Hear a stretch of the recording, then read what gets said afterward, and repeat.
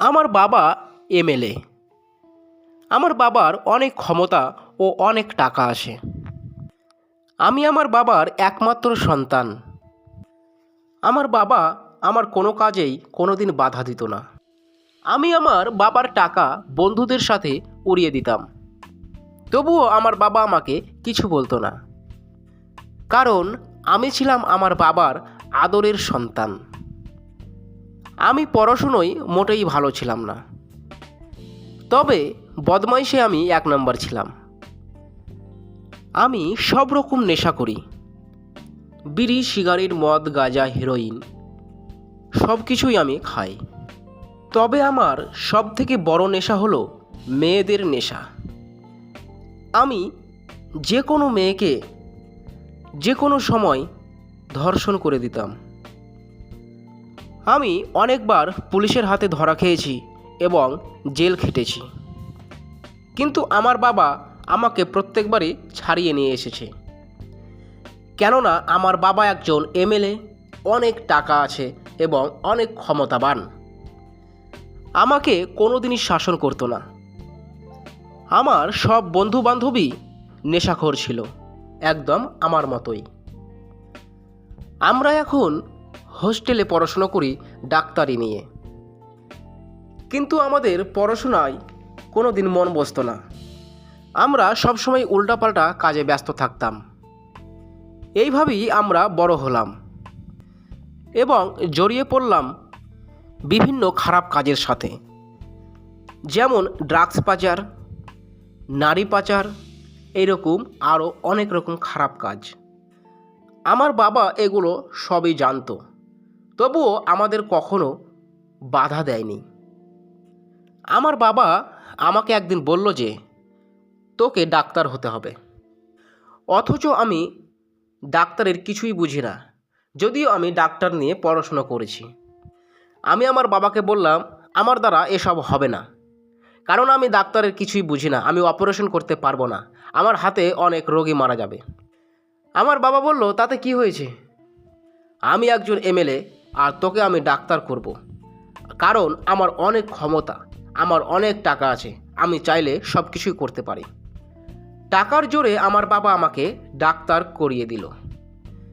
আমি একজন অনেক বড় ডাক্তার হয়ে গেলাম, অথচ আমি ডাক্তারের কিছুই বুঝি না, কিভাবে অপারেশন করতে হয় তাও আমি জানি না। আমি তো একজন নেশাখোর, ড্রাগস পাচার, নারী পাচার, এই সব আমার ভালো লাগে, কিন্তু আমি একজন ডাক্তার হয়ে গেছি। আমার বাবা আমার জন্য একটি হাসপাতালও বানিয়ে দিলেন।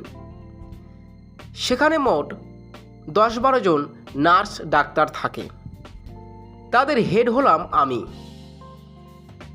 এবং সেই হাসপাতালের নাম দিলেন আরজি কর মেডিকেল হাসপাতাল। হ্যাঁ, সেই হাসপাতালের নামটি ছিল আরজি কর মেডিকেল হাসপাতাল।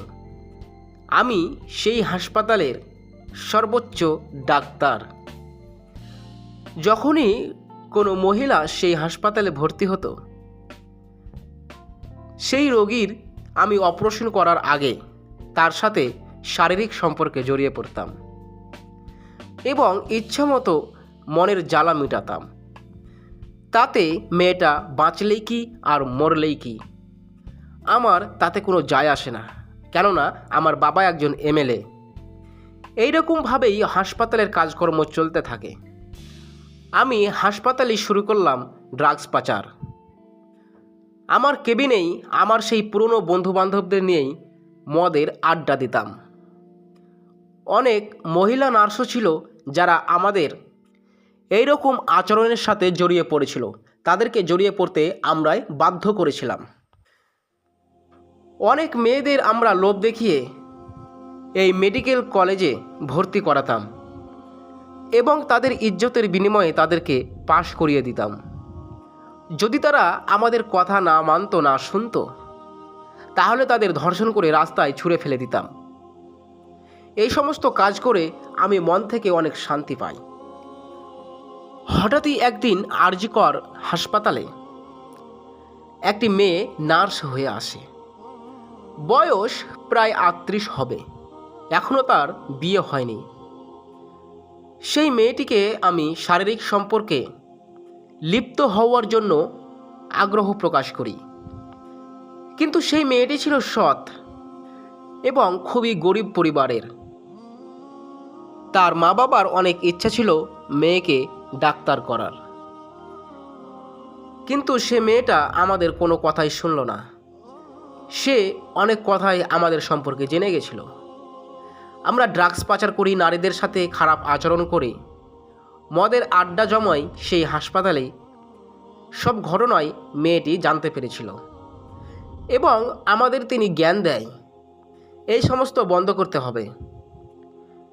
হাসপাতালের নামে আপনারা যে কুকৃতিগুলো করছেন সেগুলো যদি বন্ধ না করেন আমি আইনের ব্যবস্থা নেব।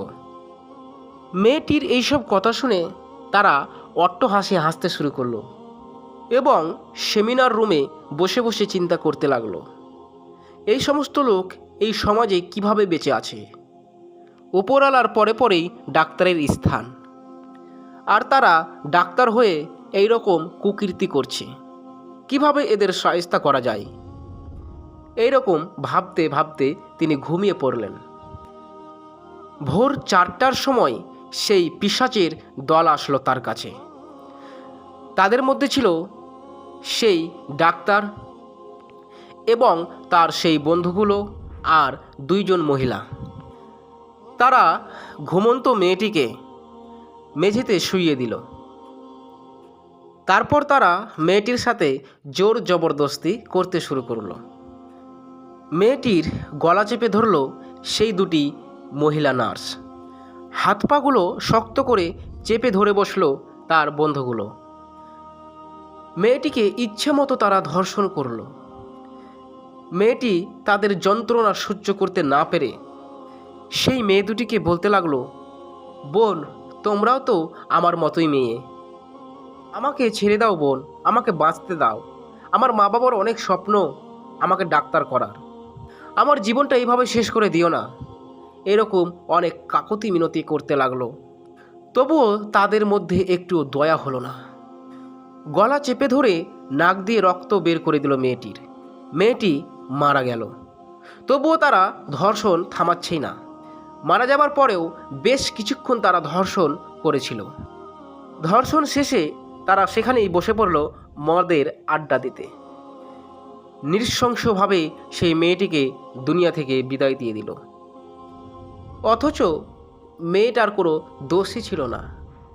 মেয়েটা সত্যের পথেই চলতে চেয়েছিল, তাকে চলতে দিল না। মেয়েটি তাদের খারাপ কাজের বিরোধিতা করতে চেয়েছিল, কিন্তু তাকে তারা দুনিয়া থেকে বিদায় করে দিল। এই সমস্ত ঘটনা যখন সবাই জানতে পারল, তখন সাধারণ জনগণ আতঙ্কিত হয়ে গেল এবং নেমে পড়ল আন্দোলনে। তারা দিনরাত আন্দোলন করতে শুরু করলো। ফলাফল কিছুই হলো না, কেননা তার বাবা ছিল একজন এমএলএ এবং তার বাবার অনেক ক্ষমতা। দুনিয়াতে তাদের কেউই বিচার করে দিতে পারবেন না। কিন্তু সাধারণ মানুষ আন্দোলন করেই যাচ্ছে এবং নির্যাতিত হচ্ছে। যদি কোনো সাধারণ মানুষ এই মেয়েটির সাথে এই রকম দুর্ব্যবহার করত, তাহলে কবেই সেই মানুষটিকে আমরা ফাঁসির দড়িতে ঝুলতে দেখতাম। কিন্তু এইখানে ব্যাপারটা ছিল ভিন্ন। এইখানে যিনারা ছিলেন তারা অনেক বাঘা বাঘা লোক ছিলেন, তাদের ক্ষমতা অনেক, তাদের দুনিয়াতে কেউই কিছু করতে পারবেন না। হায়রে সমাজ! এইভাবেই চলতে থাকে আন্দোলন একের পর এক।